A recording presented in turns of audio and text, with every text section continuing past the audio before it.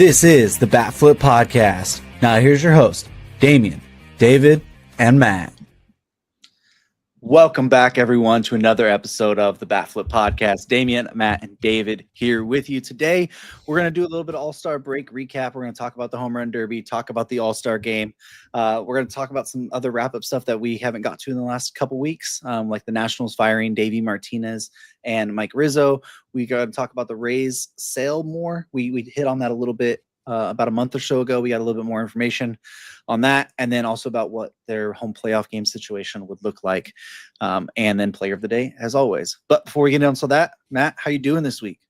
Doing pretty good.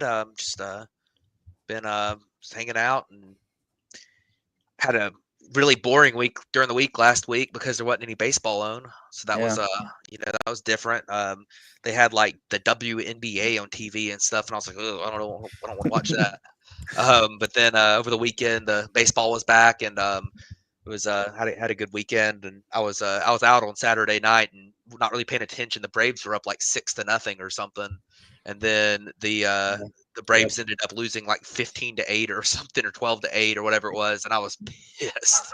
So 'cause I didn't watch it all, and I just looked up and it was like 12-8, and I was like, oh god. So that was not good. But yeah, everything's going pretty well. How about you, David? How are you doing? I think I'm doing much better right now. But no, it's it's good. I my team specifically ran into the All-Star break dealing with, the red hot Brewers on their heels, and the Brewers have since caught them because Damien's team couldn't play baseball over the last 2 weekends. So we're hoping for somebody to slow down the Milwaukee Brewers. Luckily for us right now, Matt Shaw is doing good work trying to make it so the Cubs don't need a third baseman at the deadline. But I'm having a good time in terms of baseball, and it was a nice week off of stuff, but I'm ready for the trade deadline, guys. I think that's it's going to be fun, and we gotta take our time, get there. We'll get into it a little bit, but it's what I'm thinking about right now. It's nice to have my team actually buying at the deadline, I think, this year. So how you doing, Damien? I mean, I can tell you, it's been like a 3-week break of baseball. It's been nice, man. Like, went away, there was no baseball, came back, no baseball, don't got to worry about it. And then you look up and realize your team has lost like 14 in a row, and you're like, what the hell is this? All right. But I mean, I'm excited to be back here. Technically for a live show like this, because we did the stream of the All-Star or the draft, but it's been like 3 weeks since I've been on an actual show here, so that'll be pretty fun. But I've had fun just this week in general. College football came out, so I've been grinding away on that. Sam Houston State at this point is like a 6-time defending national champion. So yeah. That it's been pretty fun over there, but can't say it all is going well in the Northwestern one. That one is that's a little difficult. All right. I lost like 59-7 against Purdue or Penn State. So does Northwestern still have like the interim stadium? No, they have the real stadium in there. They have the real stadium. Okay. They had the real stadium in there last year anyways, because they had the mock-ups of it already too. So. Yeah.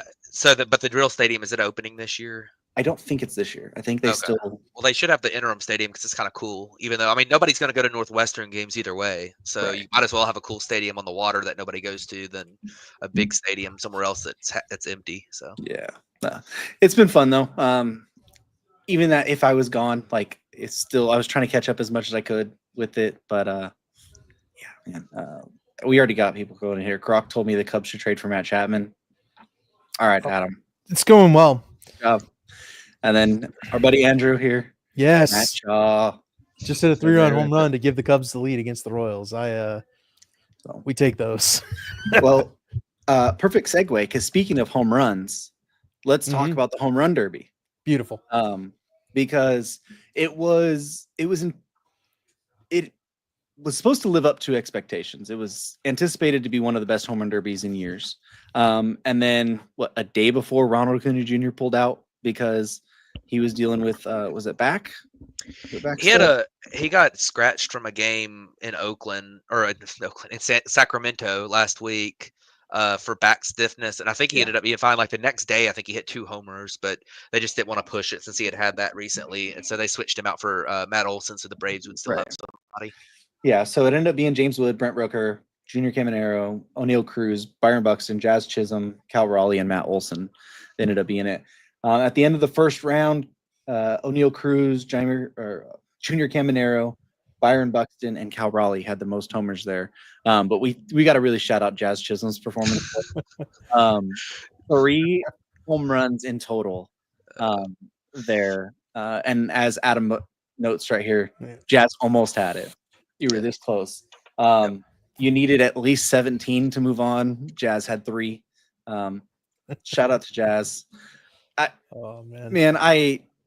It's a hard scenario. Like, I think they were like scrounging for the last guy there, and they were trying to offer it to a bunch of people, and like guys didn't want to do it unless they're in Atlanta already, and other guys don't want to do it just to, like Shohei didn't want to do it because he doesn't want to like push it. He was rehabbing still technically. So I think everyone knew Jazz wasn't the best pick, but I thought he'd do better than 3.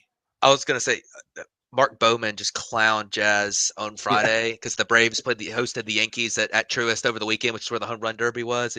Strider struck him out in the first inning. He said Strider ended the first in impressive fashion. Jazz had already homered 3 times this week. Yeah, I thought it was hilarious, but yeah, that was embarrassing. I mean, occasionally you get a guy like that. I mean, I remember, didn't Yasiel Puig hit like 1 or 0 or something one year? Yeah, like, he was. The Dodgers don't have a great track record outside of Teoscar Hernandez in the home run derby. Yeah, so you just never know. Like, I mean, sometimes guys are just not fit for that. So yeah, he's definitely not one that's fit for it. But so that saw James Wood, which is who I actually thought I was going to win. I thought James Wood was, and he got knocked out in the first round.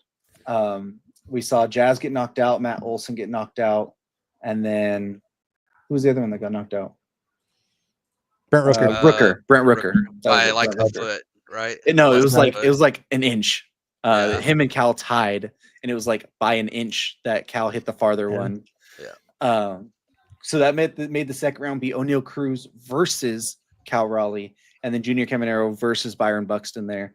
Caminero hit 8, Buxton hit 7. O'Neal Cruz hit 13 to lead off. Cal Raleigh hit 19. Or sorry, the other way around. Cal Raleigh hit 19, Cruz hit 13. But O'Neal Cruz demolished some baseballs.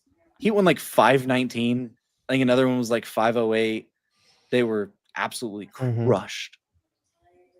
So, I don't know if you guys anything on that. I mean, pretty crazy. Like, I have thoughts, but I'll save them for the end after you recap it. All right. And then, so that set up the finale of Junior Caminero versus Cal Raleigh. Caminero hit 15, Raleigh hit 18 to start with, and Caminero hit 15. So Raleigh ended up winning the home run derby, leading the league in homers already, barely winning by an inch in the first round, and then goes on to win the home run derby here. So did this derby live up to your guys' thoughts or expectations going into it? I mean, it was fine. It was just kind of your normal home run derby. I mean, the controversy with Cal Raleigh versus Brent Rooker was kind of interesting. Matt Olson hit in the first round, going on an absolute tear in like the last minute of his round to almost make it was pretty crazy. And then he wasn't able to do it in the with the whatever the extra time with the 3 outs thing. Yeah, the bonus. They do it different every year. They changed the format, and so I thought the ballpark was electric when that was going on, and then he wasn't able to get it done in with the 3 outs. But yeah, I thought it was fine. It was kind of your normal. Every year it's real similar, so there wasn't a super memorable thing that happened other than the tie. Then I mean, O'Neal Cruz hitting a 500 and whatever foot home run was pretty crazy, but yeah, it was good. So yeah, it's funny. I got a lot of more of a negative vibe from the cast of characters in the All-Star game. I thought a lot of people were kind of underwhelmed by the group that had taken part. I think they did overperform those expectations, with the exception of poor Jazz Chisholm, who I don't know if he's just not. That's not his game, right? The home run derby, it's not his game. But you had a lot of guys I think that could have. They can put on a show. I just think that we are away from the format of success in the home run derby, and I think what we saw on Tuesday is we'll get into the Tuesday, the All-Star game stuff, but I think the All-Star game on Tuesday actually had a better home run derby than the actual home run derby because we got to see the ball fly. I just don't think that the O'Neal Cruz 500 and some odd foot home run got any time to breathe. He was up and swinging as soon as it landed. Like, Yeah. I don't like the time stuff. Maybe I'm old school. Maybe this is a boomer take, but I think we've got to get the home run derby back to some version of distance based. Let's see who hits the longest home runs, like, or maybe the 4 or 5 longest home runs in a 10 out set or something. Yeah. Like, I think it should be the 10 out set again. Like, I think that was the absolute electric one. They just want to avoid the Josh Hamilton scenario. Where you hit a lot and then lose. Yeah. I mean, I get like, okay, so they do the time and they limit the baseballs. Maybe you just limit the baseballs. Maybe you just say you get 40 pitches. Hit as many as you can in 40, but it's not timed. Yeah, I mean, that's true. But at the same time, like with the 40 pitches thing, that makes the pitcher have to be really good. And I think you're trying to showcase the guys at the plate in this. That's why I like the outs better, because it lets them, if they get a bad pitch. Now, you might say, like, you know, you have to swing at one of 3 pitches or something to keep time moving. Like, if you don't swing it, if you watch 3 straight pitches, you strike out, and it counts as an out, like something like that. But to keep the time, because I know they want to do it in the time frame and everything, and it not drag on until 2 a.m. or whatever. But yeah, I mean, it's fine. It's kind of the way it's been the last several years. It's not quite the same thing as it was, 15, 20 years ago, but it's fine. So. Yeah. They do need to find out some way to give it more time to breathe and let people admire the home runs again. That's when the home run derby was great. I mean, I thought it was a fine one. I thought it was I thought they had enough young talent in there and that they had powerful guys that you were excited to see swing. But the problem is that they didn't give them, like, it's so hard when it's rushed to appreciate what O'Neal Cruz, what Brent Rooker, what even James Wood. Like, James Wood had a great showing. He only hit like 17, but he crushed some balls. But like, you never even got to see him again. But you never got to appreciate what he did because it was over in 2 minutes or whatever, So yeah, that's all I have is, it's a little bit frustrating. And if we can get to distance, right, I think we could open up like metal bats. We can open up obviously juiced baseballs, or 1 in 3 balls is super juiced, and then we do the the ball limit, like you said, or even put together the winner being of a certain distance of home runs, right? Your top 4 distances, your top 5 distances over a round of 10 or 15 home runs, just so that we get a guarantee of those home runs. Then we move on and we can kind of narrow it down the same way. But I think there's workshopping to be done. And yeah, let's get into Tuesday, because I loved what happened on Tuesday night. Yeah, we had the All-Star game on Tuesday night, obviously. You saw Paul Skeens and Tarek Skubals as the 2 starting pitchers there. Skeens lived up to every expectation in the first inning. He struck out Gleyber Torres, struck out Riley Green, got Aaron Judge to ground out to second base there. Then the first inning came. Skubal gave up a single to Ohtani, single to Acuna, and then Ketel Marte doubled. So National League was already up 2-0 before an out was even recorded there. Then you got, basically it was up until the 6th inning. It was still 2-0 up at that point. And then the National League scored 4 more in the 6th inning. The AL came immediately back in the 7th, scored 4 there. They scored 2 in the 9th inning off some like bleeder plays by like Stephen Kwan and some other stuff. And that tied the game through 9 innings, right? Which in the National League had used every single one of their pitchers that they had, even used the legacy pick in Kershaw ahead of time. There's no pitchers left. And then everyone's like, well, we're going to go extra innings. How are they going to have no pitchers? Not this time. The Major League Baseball made this where they're going to do a swing off / home run derby after extra innings, or after the 9th inning in the All-Star game. So each side, I guess it was predetermined. That's what I read, that it was predetermined before the game. Yep. Seemed a little weird, the people who were predetermined in there. I don't know how that quite is, but a lot of the players that already left, like Aaron Judge, Shohei, the people you'd want to see, they were already gone. So it ended up being, it was Kyle Stowers, Pete Alonso, and Kyle Schwarber for the NL. It was Jonathan Aranda, Brent Rooker, and then who's the third one? He didn't hit one. No, Randy. No. Oh, Randy. That's right. It was Randy. Aranda's the one that didn't hit one. That's right. Yeah, Randy got one. Yeah. So leading up, like, did you guys know this was the format leading up to it? I think it all? wasn't it No. supposed to be the format last year? I think it don't know when was, they and I think I remember when it they was the announced format it, last and I year. just didn't really think about it that much. Yeah, But it's been a thing for a minute. I think it was the format last year, Yeah. and they just didn't get a tie game at the end. Yeah, I didn't know when they announced this, to be honest. yeah, Like, It's I old. yeah, I'm generally not a big fan of All-Star games, but this is a pretty cool idea for an All-Star game Yeah. to have a swing off like that. And Mhm. I will say this.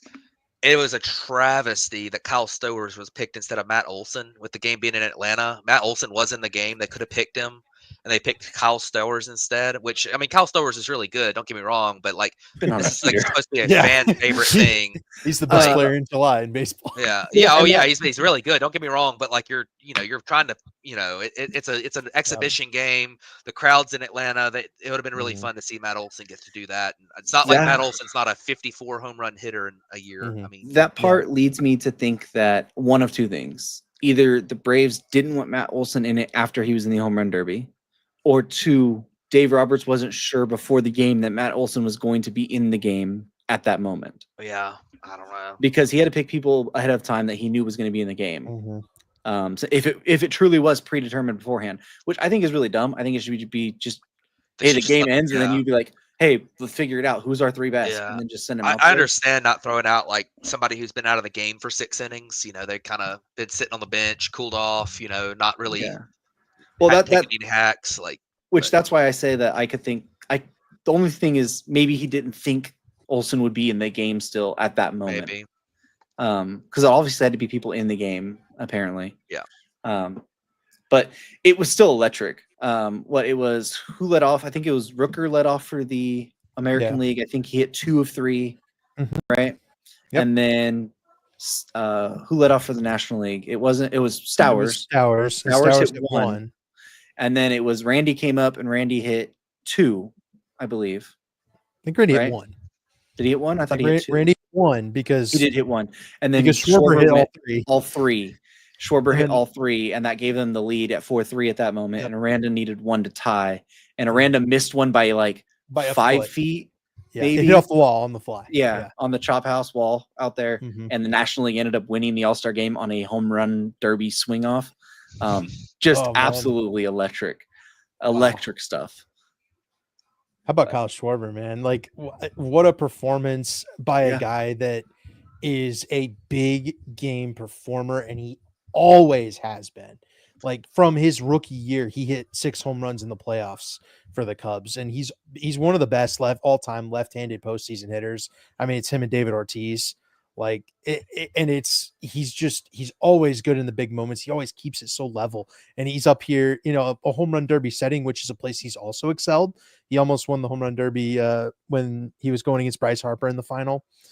This is a guy with all the power in the world, but also all this bat control, the swing control to be able to put together, 3 consecutive home run swings in the pressure packed environment. Like, what a job. Keeps Pete Alonso out of having to hit in Atlanta to go for the win. Like, just awesome. And in that earned Schwarber MVP of the All-Star game as well. And that's pretty cool. He didn't do anything in the game, but that's cool. That part is very weird, because if you actually look at the rule, it says the MVP will be picked off of based what happens in the game and not in a home run swing off. And then they just, like, the first chance they get, they're like, yeah, we're not going by that. They're just like, give it to that guy. It's like, that's weird. But there wasn't really any clear option in the game. Like, I mean, tie, Pete did hit a 3-run homer. Yeah. I mean, you could have gave it to him. And if Arandas goes out and Pete hits 1 homer, Pete hits the walk-off homer in the swing off and the 3-run homer in the game. So it worked really well. Yeah. But regardless. It's yeah. So it's going to get thrown around, and I think we need to talk about it at least for a little bit. Would you want to see this as a tie-breaking option? No. At the end of a number of extra innings, say 12. No. Absolutely not. It's very quick. I think it's an interesting idea because I think you'd have to amend how things are scored. I think you'd have to adopt a point system. If they said something like 15 innings or something, and they did away with the ghost runner, then I'd be on board. Yeah, that's what I'm saying. Is he killed the Ghost Runner because that's terrible, and then you set this at a certain number of innings. They won't kill the Ghost Runner though. They won't, because they won't let the games end in the 10th. I mean, and I don't think. I mean, I think if you're looking for something fluky, and the Ghost Runner is something fluky that it's just not. I mean, the home run derbies. I mean, you've got people who are not even on the teams that have a big part in that. Like, I'm not on board with that really. I mean, like if it was something crazy that would almost never happen, then sure. But yeah, I'm not about it. Yeah, I wouldn't do it for that either. Like, I don't like the Ghost Runner at all. I still think even if you were going to have a Ghost Runner, it should be at first base at all. Like, I don't think it should be in scoring position immediately. I don't think you should, but I'm saying if you're going to, I think it should be at first base where like you still have to get like either a double or like 2 other hits together to get the guy in. Where like right now it's too easy to get like a bloop single and someone score that way, or just hit a ground out to first and then a sac fly. I mean, you don't even have to do anything. 2 ground outs or whatever. You can throw a perfect game and lose now, which is ridiculous. Yeah, I mean that is a ridiculous rule. So not to get too much on that, we can always slam on the Ghost Runner. In my opinion, I think that's a terrible rule. I also do want to mention we talked about it a little bit last time, I think during the draft episode or the draft live, they did use the ABS system for the game, and it was actually pretty funny. Seeing like Scooble do it to Manny, and then like it was like barely a strike, and Manny's just standing at the plate like, and Scooble's laughing as he's coming off the mound, and then I think it was in the 9th. I think it was to end the top of the 9th. Diaz did it to a Rosarena, and it was like, I mean, there was barely a sliver of the ball hit the plate, and they challenged it. It was like immediate too. And then Randy's just standing there and like flips his bat and like throws his helmet away because like he's so mad at Diaz for getting the ball overturned to a strike. Like that stuff is funny. But I do think that it had a good impact on the game. And I do think it's something that, you know, there were still the rumblings that we weren't even going to see it next year in baseball. I think at this point we're going to see it in baseball next year. I think they still have to figure out the challenge, like how many challenges per game a team gets. But I did think it had a good impact on the game. I liked seeing the little funny moments of it. So I definitely think it's ready for baseball next year. Yeah, I think it's coming, and they need it. I mean, we've seen so many games determined by horrendous calls at the plate this year, and I mean, umpires are better than they've ever been. Yeah. So, which is cool. I mean, they're like, if you go back and look at games from like the early 2000s and the 90s before all the pitch tracking data, I mean, they were giving like a 1.5 feet off the plate sometimes. I mean, it was crazy. And in the pitch tracking era, it's magnified so much that they have to be better, and they are better, but they're still not perfect because they're humans. And you know, if they, especially like the one that bothers me is on the stolen bases. It's like when somebody runs from first, they always call it a ball, even if it's right down the middle, because the catcher jumps up, they can't see it. I mean, that's the type of stuff that like that's an impossible thing to do without robots. Yeah. So the ABS system for that kind of stuff is fantastic, and I think they need it. But I do think it'll probably be 27 before they bring it in, but it's coming. I think it's going to be next year. Manfred already praised it from it. I think the players want it too, because it's not going to change the game. Like it's going to be the same game it is now. It just gives the players a little bit more control over those bad misses, just to say, hey, like let me see it. I think they're going to have to figure out maybe the signals be a little bit different for how to challenge it, because a lot of pitchers go and grab their hat already after they do it. So like, I think you're going to have to maybe do it to like the chest or something. But anything that adds legitimacy to it without a bunch of mistakes being I think we're all NASCAR fans here. talk about a sport that has no legitimacy anymore. I mean, like we don't want that we don't want baseball to be that, and it just adds legitimacy to the game.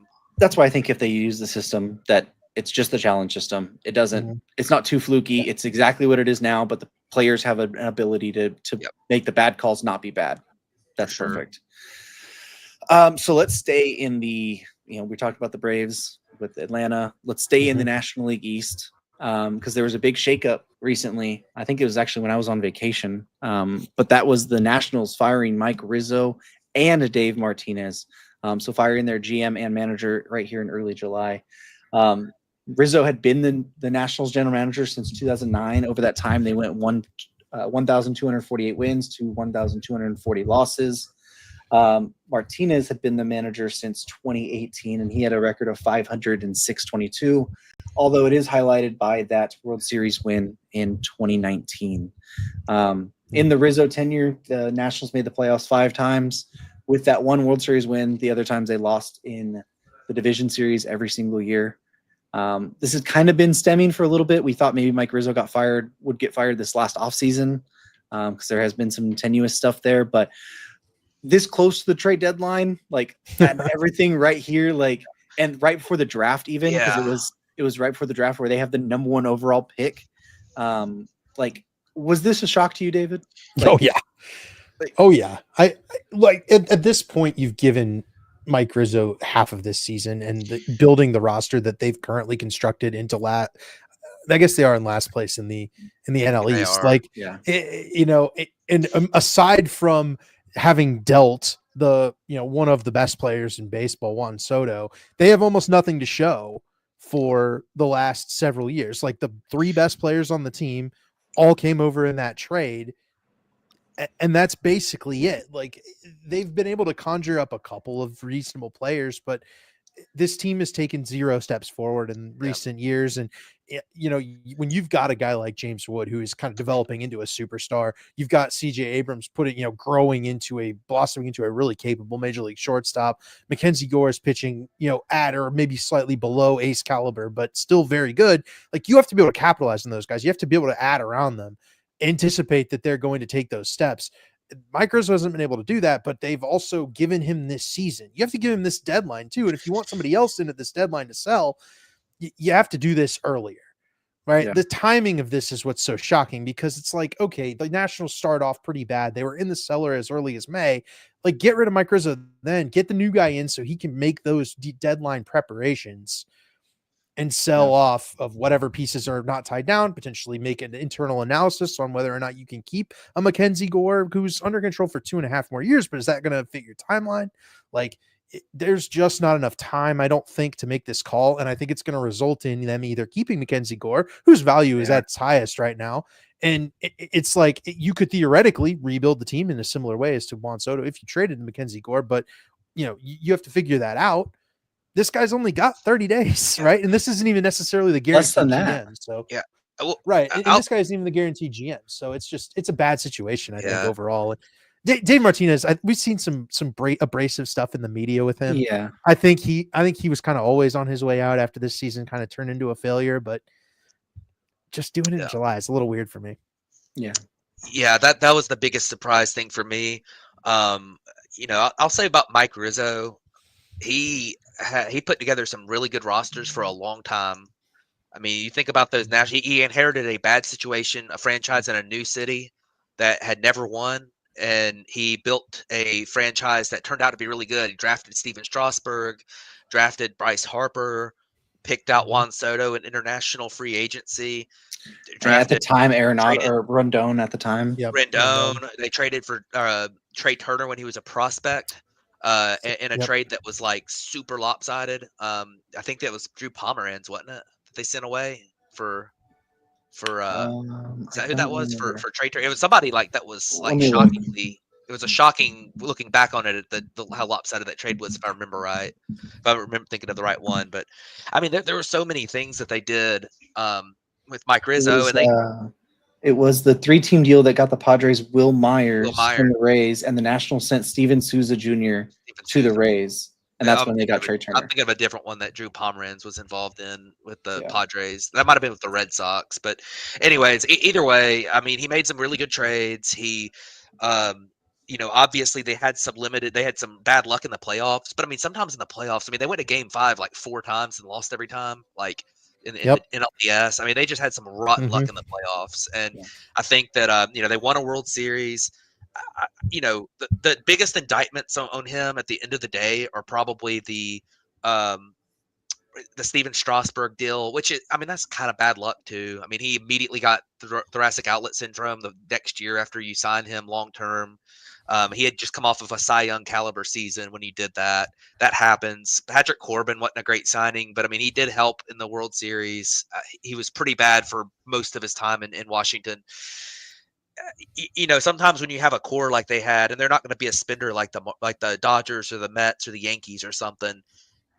Sometimes you are going to have to go through a rebuild, and I think that I think it's a mistake that this guy who did a great job in his first rebuild there has not been let to live out the rebuild here. I mean, that Juan Soto trade, as great as Juan Soto is, and listen, he's like one of the best players in baseball. He's a future Hall of Famer, most likely. As great as as great as Juan Soto is, that trade is one of the best trades that a team has made. I mean, that they got three potential superstars out of that trade. James Wood. You look at Gore is incredible. Yes. Abrams has been pretty good. He's gotten a lot better. I mean, it's just that trade. It looks great right now for the Nationals. That's got them a young core. They've drafted high the last couple of years. They've got some good, interesting pieces in there. I think maybe part of the thing here is they had Dylan Cruz, who's really struggled. But he's young. He could figure it out. I mean, it's just one of those things where I feel like that they have done he's done a pretty good job of navigating this whole thing. Yeah. And it's not a development of a franchise isn't linear, and sometimes it takes 4 or 5 years instead of 2 years. I think everyone sees the model that the Braves in the 2015 2016 put up, the Cubs did in the couple of years before they got good in the mid 2000s. The Astros were awful for like 3 years, and then immediately they were really good again. It doesn't always happen like that. Sometimes it takes some time for these guys to gel and all get up at the same time and get going. And I think that's what's going on with the Nationals right now. And the fact that the division they're in is extremely tough with the Mets, Phillies, and usually the Braves. Braves haven't been good this year, but that's still a tough team to play. If you play the Braves on any given night, you're not super confident you're going to win.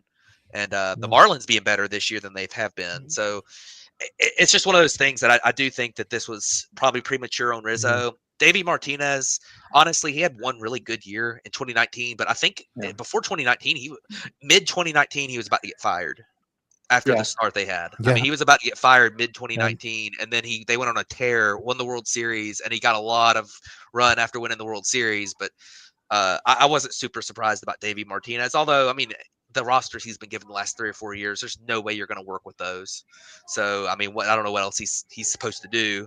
But yeah, I mean, I thought I was shocked that they did it. I mean, if they had a terrible deadline and then a bad draft and it came to the offseason, I could have seen them making a change. But I mean, I was really surprised that they did what they did.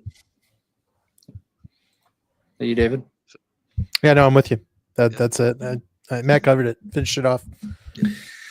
Yeah, I think the one point, like we talked about the deadline and stuff like that. Like, I think the impact of doing it right before the draft. I think that's what led to a lot of the weirdness with the draft, because all the stuff was, hey, it was going to be Cade Anderson.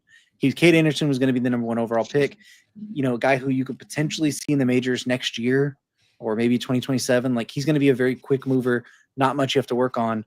And then it's like they immediately shift plan, and it's Eli Willits on a below slot deal early there. Like, I think that has a more of an impact on what the future is going to look like than the deadline. Like, I never really thought they would trade Mackenzie Gore, even with Mike Rizzo, because maybe he was thinking that they were going to try and push to be competitive this offseason. But like, I think now it really opens up a whole different avenue, especially with the way they did the draft without taking like a Cade Anderson or something. I think it's going to be very, very fascinating to see where they go in the next 10 days or something, 11 days, and then into the offseason and who they actually hire. Because they do have a good base. Like, that's going to be a really sought after job, because they do have a good base of players there, and you have 2-3 core guys that you can really build around. I'll say one thing about this whole situation that does raise some alarm bells for me is that fact that the Lerner family had looked at selling this team a couple of years ago. And I don't know if that has anything to do with this. I don't know if that's back on the table. And also, I don't know if GMs are going to be assured that that's not still on the table. And I think most GMs want to know who they're going to be working for. So that's something they're probably going to have to navigate. And that's probably why I think that the interim they went with is somebody that might be around a little while, if I'm not mistaken. So I don't know. We'll see. It was a weird timing thing, and it's a weird situation. So I think it's kind of more wait and see mode on where they go from here. Absolutely. So let's talk about the Tampa Bay Rays real quick. And we talked about their potential sale before to Patrick Zalewski. We also talked about there was a team in Memphis that was apparently looking to potentially be a buyer for them. It does look like the sale to Zalewski, who is a home builder in the Florida area. And it seems like that's expected to be final like in September. Like it seems like it's going to be a really fast push to get it finalized. And there has been a couple like hints at what the future might look like there. Obviously, they're going to be back in the Trop next year. Next year, or I think they think it was year after I next. think it's 2027. I think now at this point. Yeah, I think they delayed it. It was originally supposed to be next year. Yeah. But the new plan is to look for a new home stadium in Tampa, not in St. Pete anymore. So I think the new deal will be in Tampa there, which is really exciting news for the Rays. We have talked extensively on this show about how they need to be in Tampa, how the fan attendance would be so much better in Tampa. I think they're doing a great job at Steinbrenner Field right now. I think the fans are really showing out, and it's a good environment there. Speaking of that, it does seem like their home playoff games will be at Steinbrenner Field if they were to have any, which isn't a great option, but at the same time, it's where they've just been playing already.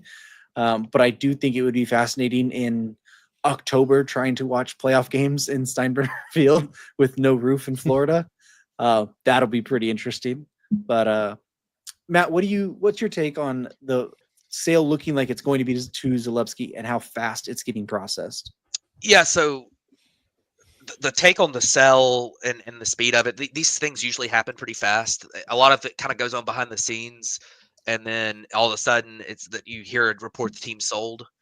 I think that I don't know enough about Zalewski to really have a good opinion on what he's going to do from a spending standpoint. I think that's kind of the first question you look at with the Rays as a team that is never spent money. They've always run one of the lowest payrolls in baseball. And honestly, it's been criminal because if they had ever run a decent payroll to supplement the guys that they've had and have won a lot of games with, they could have won World Series. I mean, the base that they built, the development system they've built has been incredible. If they were just able to add one of these superstars over the years, that would have been a huge benefit to them. I'm super excited if they build a stadium in Tampa. Super excited. That would be the best possible outcome because Florida is a wonderful state for baseball. It produces some of the most baseball. It produces more baseball talent than pretty much any other state than maybe California, Texas. It's an incredible state for baseball. And everyone's opinion for the last several years has been that MLB just fails there and there's not a baseball market. And that's just not true because I mean, go look at Miami during the World Baseball Classic. I mean, look at that crowd that they had there. I mean, you have to have buy-in from ownership. You have to have buy-in from the team, and you have to make them want to pull for your team. And you can't be doing stupid stuff like putting stadiums in a city of like 100,000 people. St. Pete's bigger than that, but just I exaggerate. So you don't want to put you want to put it in the city of Tampa, which is a wonderful city. They've supported all their other sports team. The Lightning get some of the best fan support in all of sports. I mean, the Tampa Bay Bucks typically get very good support. You know, even though a lot of their history, they haven't been very good, they've gotten a lot of support. And baseball is really one of the biggest, most played sports in Florida. So I definitely think that they can support the Rays in Tampa, but they have to actually be in Tampa and not in St. Pete, where it's a 2-hour drive from Tampa because of traffic and only one way in, one way out. So I'm super thrilled if they build a stadium in Tampa. I think it'll be great for baseball to have a solid franchise with very good ownership in the state of Florida. It's a growing state. It's already big. And I'll say one final thing about Tampa. Tampa does have a lot more of a local population than some of the other areas of Florida, which have so many transplants from across the country. Tampa has a little bit more of an identity to it, unlike some other places like Orlando or even like Fort Lauderdale, Miami area. There's so many people not from there that live there now. They don't really identify with the city. They just kind of they go to Marlins games and pull for the Yankees. And I think Tampa does have a little bit of a hometown identity to it. as a city that would really do well with with the sports teams that are already there, and they would do well with the baseball team too. So I think that would be a fantastic news for baseball if this goes through and it works the way we're hoping it will. Yeah, I mean, you covered a lot of it. I think the biggest impact coming forward, obviously, besides the move to Tampa, which is, I think, the number one most important thing here, is that they're going to take, this baseball team, move it where it belongs, where the name says it Yep. is, where it hasn't been, since its inception, and that's a good thing, right? The second biggest thing is even if this owner, we don't know a whole lot about him, but if Right. he offers them a middle of the road payroll, right, and keeps on a lot of the minds that have been able to buoy a very small payroll into a very a lot of success and great player development, if they're able to maintain that level of player development while adding some payroll, this is a dangerous team moving forward once this sale gets finalized. And it becomes, obviously, if they move over to Tampa, the first 2 years, I don't think they're necessarily going to be a powerhouse when it comes to free agency negotiations or anything, especially early on. But once they get the new stadium up and running, once they get a hold of, the ownership gets its feet under it and starts providing that cash, like there could be a big signing or two, I think, going to Tampa. And, that's exciting. That's good for baseball to have another owner in here. Obviously, we're talking about, I think it's the White Sox getting, the new ownership. Ryan Storrs obviously been a stingy old codger for most of his, most of our lives, right? And if the you got a couple of new owners, younger owners coming in, trying to, obviously they understand maybe a little more. You have to spend money to make money in this game, and the real value is the value of the team. The only way to build the value of the team is to win. So the short-term loss of payroll is the long-term gain and value of the team. That's bottom line. Yeah. And I guess one last note on this. Obviously, Tampa was the big question mark. Are the Rays going to stay in Tampa? Are they going to relocate? What's the ownership going to look like? Is the stadium deal going to get done? This might end up answering questions. I think the next question you look at is does the next thing that happens with MLB expansion, because the A situation's handled now. The Rays situation might be getting handled here this winter. Is the expansion the next conversation? And I think that could be coming somewhat soon. Absolutely. I think that was a big reason why Rob Manfred pushed Stu Sternberg to sell, because he saw there was no end with the stadium deal there. Both sides really didn't like each other. I think that's why a big reason he pushed, so he could try and get expansion started before he heads out, because that would be his big calling card. It's like, well, I was the one that had expansion in baseball or whatever. So anyways, let's move over to player of the day and wrap this show up. So David, go ahead and take it away. Yeah. So we'll do player of the day votes, do a quick overview. We're going to go from July 7th through yesterday, July 20th. Just, we had the All-Star break in there. It's not really fair to cut up that break. The winners of these polls are Zach Gallen, Jacob Misiorowski, Mike Trout, PCA, Pete Crow Armstrong, Cody Bellinger, Garrett Crochet, Kyle Stowers, Quinn Priester, Shota Imanaga, and Eugenio Suarez would be the winners of the poll. I think there's only two guys we could possibly give it to, and I think it's either Stowers or Suarez. The two of them have been absolutely nuclear over the last couple of weeks. Matt, who would you like to vote for? Because Damien's sitting here clicking on the name he wants to vote for. I have been personally victimized by Eugenio Suarez. As have I. Traded him on fantasy. Who did you trade him to, by the way? I traded him to David. Now I'm rebuilding, and he's old, so he probably wasn't going to be a part of my next good team. Hopefully it's a win-win, because he's been really good. But I'm going to have to go with Eugenio Suarez. I have been personally victimized by him when he hit 4 home runs against the Braves earlier this year too. That's what I was thinking. Although the Braves still won that game, which is crazy because they barely won any other games this year. But yeah, I mean, I think Eugenio Suarez. I mean, didn't he hit 2 home runs on like Friday as well? He hit 2 home runs twice. He was in the Player of the Day poll twice. And he lost this the weekend. First one and I think he was in one of them in the last week. Yeah, give it to Eugenio. And hey, speaking of, little sneak preview, we're going to be talking about trades here soon. Trade deadline. It's a big potential trade target, Eugenio Suarez. So look out for that. Maybe if the Diamondbacks don't keep winning. They just That is swept the true. Cardinals. Good for the Diamondbacks though. I'm proud of you. Yeah. Damian, give us your Cody Bellinger note. Cody Bellinger, 3 home run game, He 6 did have RBIs. He did have a should 3 had home run game. He should have a 4 homer game if Kyle Tucker didn't rob the damn homer He did. against him. That game was electric. He personally victimized revenge game the Cubs. You know how it feels now because he did the same thing to the Dodgers when I was there. So yeah, I'm going Cody Bellinger. His 3 homer game there should have been a 4 homer game.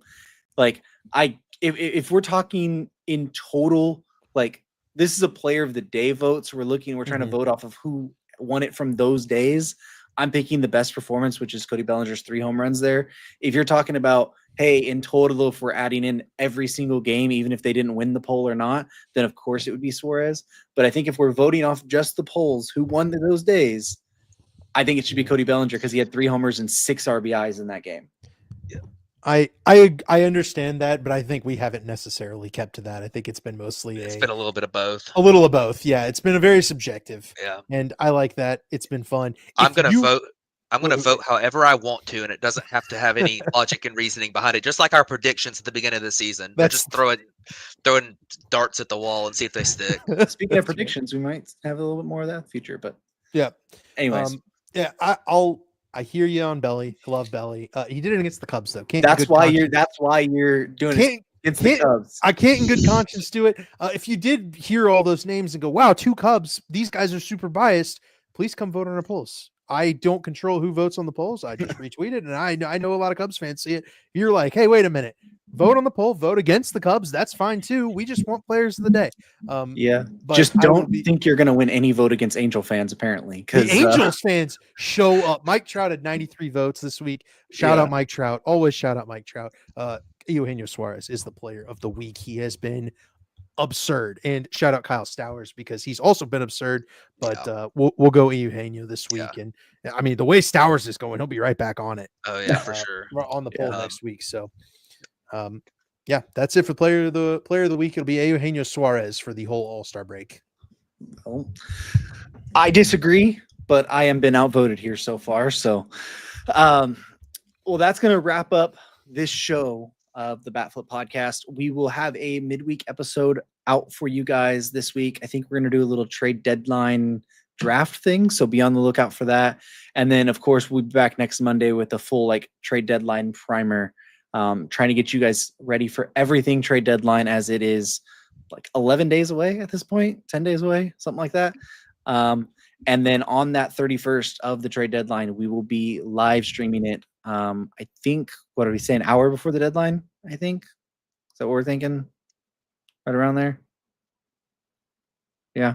Something like that. Yes, live in the afternoon. Whenever Matt gets off work, Matt can do it. Yeah, I took an afternoon. I have the day off after lunch. I did take it off, so I'm ready whenever. You guys, if something breaks at noon, we'll probably be on.